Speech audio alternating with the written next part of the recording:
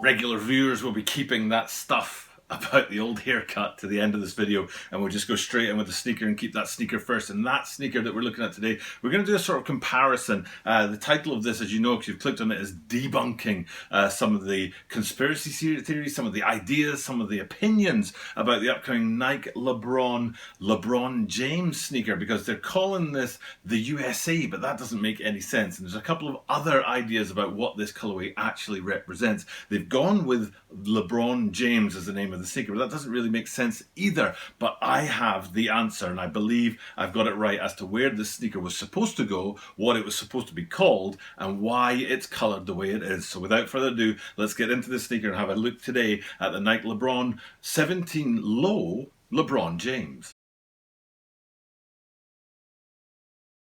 This is a Talking About a 23 Sneaker channel, Talking About a 23 Sneaker channel des.毎日アップするので、毎日見てください. Every single day from Tokyo, Japan, I bring you content about upcoming sneaker releases, sneaker news, and sneaker reviews. And finally, after weeks and weeks and weeks of just a massive hairdo, I got it all cut off today, and I was so happy to get that done. But we'll get to that later in the video for you regular viewers who've been asking about that, and we'll just get into the shoe today. And like I said, what I want to do is I want to take a look at this colorway and explain my thinking behind it. But I also want to compare it to this. This is the most recent 17 that I've looked at, which was the Easter, and there's a particular part of the materials in this guy that I want to look at as well, and of course that story, shall we say, or that narrative about the colorway, and then the details on the sneaker and the different design parts we want to get to. So that's what we're going to do today. And as usual, what I do is I tell you guys that if I ask a question in a video, or if I make a statement in the title of a video, I tell you what I'm talking about very early. I don't like leave it to the end and drag it out. And in the case of this video, I'm debunking some theories. Now,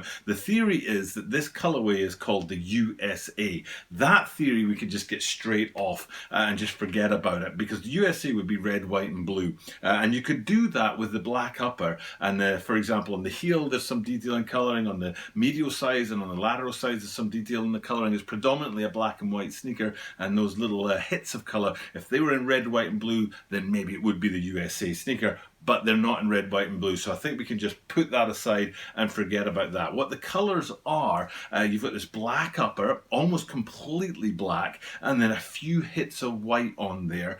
So it's a black and white sneaker, and then a couple of details in yellow, blue, red, and green. And I think that's where the possible answer to what this sneaker's actual colorway is. It could have been Pride, for example. Adidas have dropped a bunch of Pride sneakers over the last couple of weeks, which is not uncommon for the sneaker brands, especially the big ones, to drop some Pride colorways, and with the rainbow being the sort of signature of the Pride kind of movement. I don't know if movement's the right word. That would make sense. But I'm going to say, nah, I don't think so. I think if it was LeBron James doing a Pride sneaker, I think it would be a bit more flashy than this. So I don't think that's one of them. The other thing I was thinking about was, what if it's something to do with Google?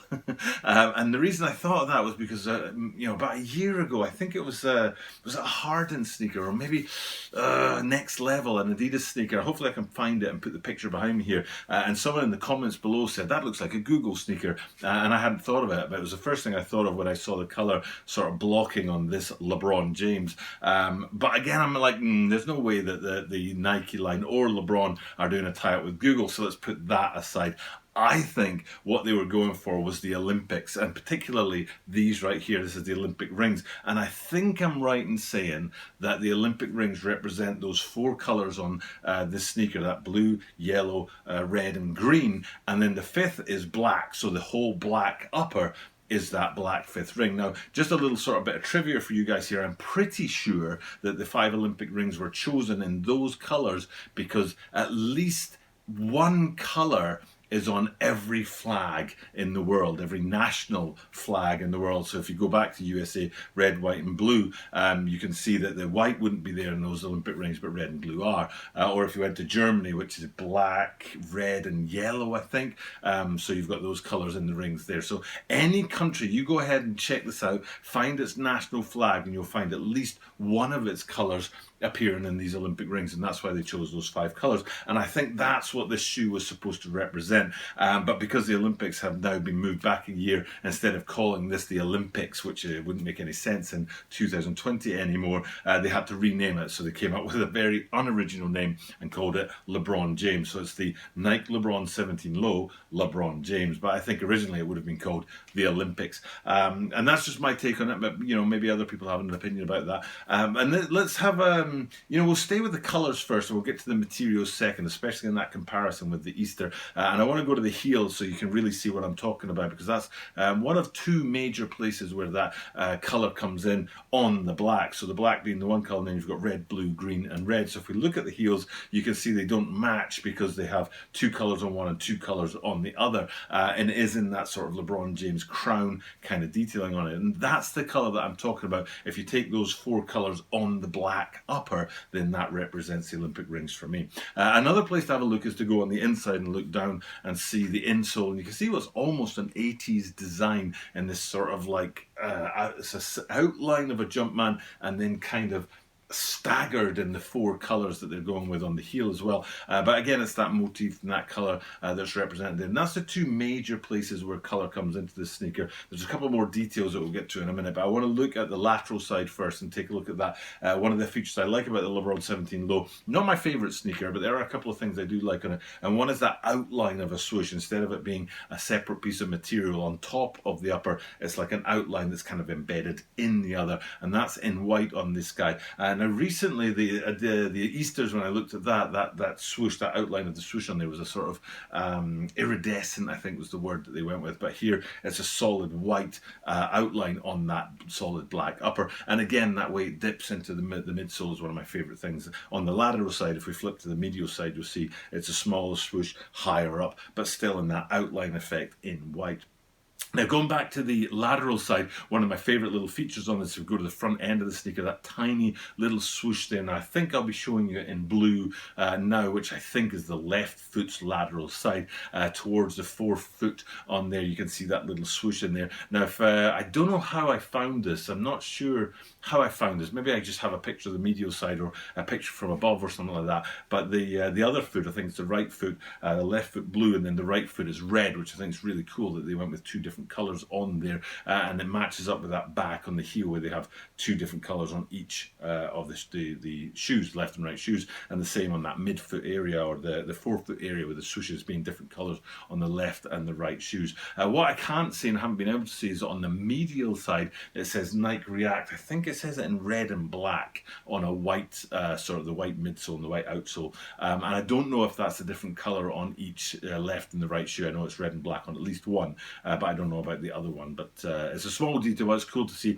a little bit in colour there, a little bit of colour there, and it takes us into that outsole as well, where you can see that in a solid white outsole, which really reinforces that black and white motif that really dominates the sneaker, and then it's just hits of colour as well in those places like the heels or those small swooshes. The final thing to really have a look at is going up onto the tongue. You can see again it was a place they could have maybe gone with a bit of colour, but they decided not to.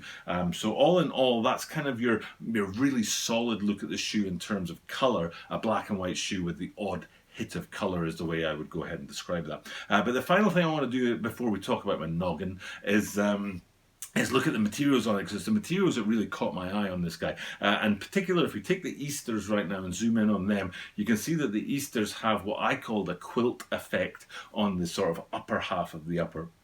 And then on the side panel of the upper, it had a sort of perforated effect. And then I went and checked out the Breads, which is a shoe that I kind of really hammered when I reviewed it, and was hammered myself for hammering it in the comments down below. But you zoom in on there and you can sort of hopefully see on the green screen, it's hard and all black, but you probably see that perforated effect there. But then when we cut across to these Nike Lebron 17 Low LeBron Jameses, the latest sneaker we're looking at today, and then zoom right in on there, you can see that they've dropped that perforated effect and they've gone with what they're calling, I was going to say platypus, but it's not platypus, it's a stingray leather effect. And you can see it's a sort of almost a dimpled leather effect as opposed to a perforated leather effect. So instead of being holes that go through into the upper, it's more like little dimples that sort of protrude off of the upper, and they're really, really cool, and it's a really nice touch in the materials of this sneaker that kind of, you know, puts us pretty high up on my 17 lows. I'm not a huge fan of the 17 lows, but this is probably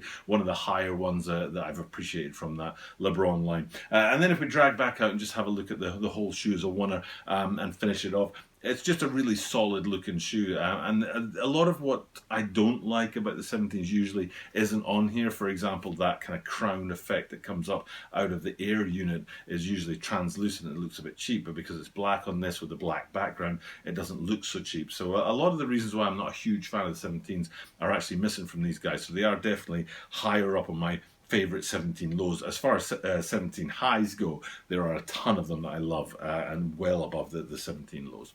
And then the last thing for me to do to finish off this video is to bring you guys just up to date about me noggin, and those of you who watch regularly will know that because of the lockdown here in Tokyo, Japan, I haven't been going out and I've been working from home and stuff like that, and it had been a long time. Now hopefully I can put something behind me here that will sort of give you a perspective. I might be able to run a video while I'm running this video. We'll have two videos, one with me with this, like, you know, cleaned up hair, and then you'll see yesterday's video maybe with that massive sort of barnet that I had going on. Very happy to get that off. People were commenting on it in the comments down below, and of course I wasn't a huge fan of having it like that. I do like to wear my hair short, especially here in Japan as the temperatures start to climb towards 30 degrees.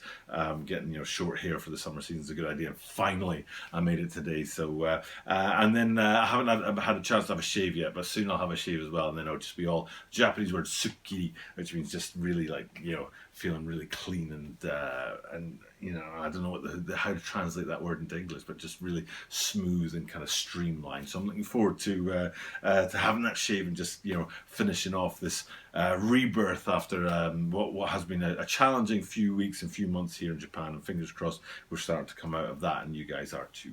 Right now then, it's time for me to sign off. It's late at night now. It's well past 1 o'clock in the morning on Sunday morning or Saturday night, whichever way you want to look at this. This is Sunday's video, so I need to get it all tucked away and ready to go. But you know, it's time for me to do that, and I'll do what I do at the end of every single video, which is tell you guys that I do this every single day, and that means that you are guaranteed to see me tomorrow.